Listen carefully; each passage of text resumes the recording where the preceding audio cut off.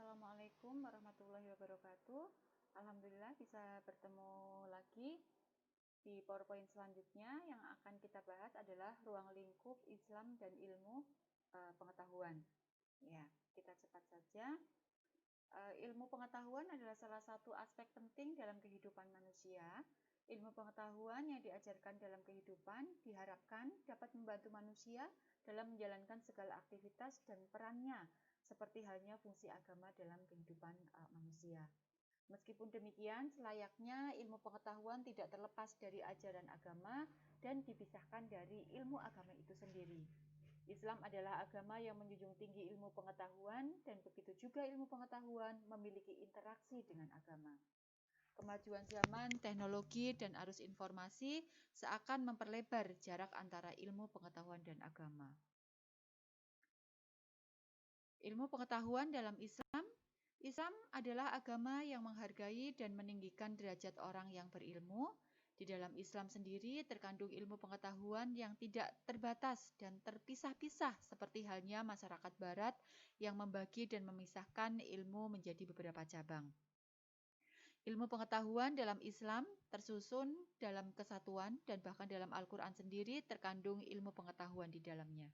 Sebagaimana Allah menyebutkan dalam Al-Quran tentang orang-orang yang berilmu, berpikir, dan berakal.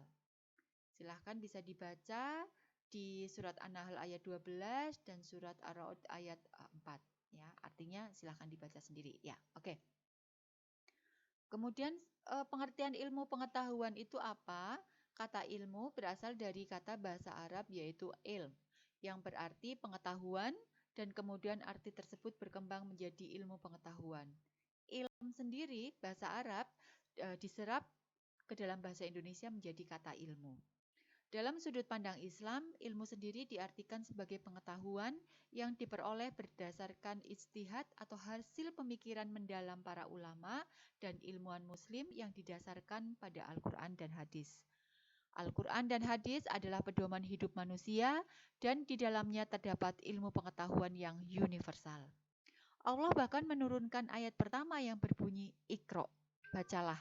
Sedangkan kita mengetahui bahwa membaca adalah aktivitas utama dalam kegiatan ilmiah. Perkembangan ilmu pengetahuan dalam Islam. Masa keemasan umat Islam terjadi pada masa kelam masyarakat barat, di mana ilmu pengetahuan berkembang dengan pesat di kalangan umat muslim. Pada saat itu, Islam telah memperluas wilayah hingga Eropa. Pada masa keemasan tersebut, banyak ilmuwan muslim yang melakukan riset dan juga menerjemahkan menerjemahkan secara besar-besaran ya karya-karya filosofi para ilmuwan Yunani.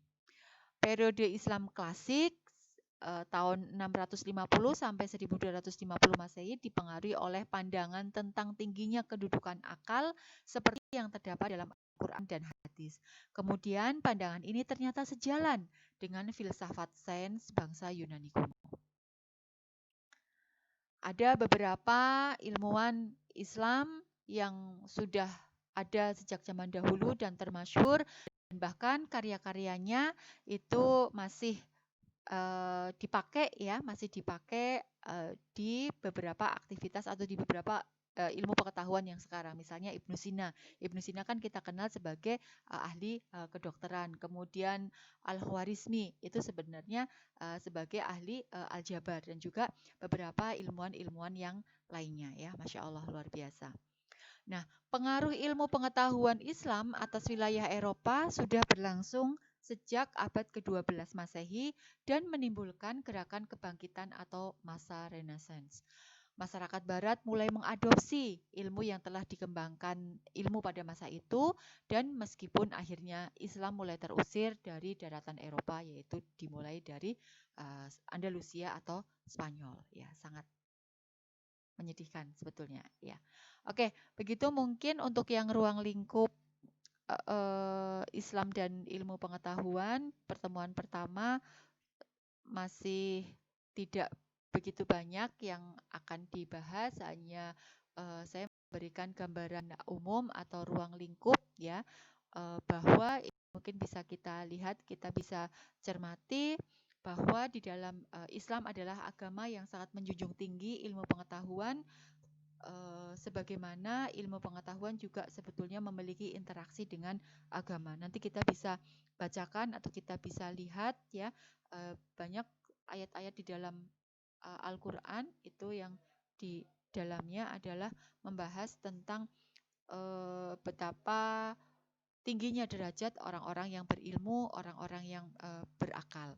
Dan ini juga memotivasi kita semuanya ya untuk selalu semangat di dalam belajar, semangat dalam mencari ilmu, ilmu agama dan juga ilmu pengetahuan yang kelak akan menjadi bekal kebaikan kita ya, bekal kita di dunia maupun di akhirat.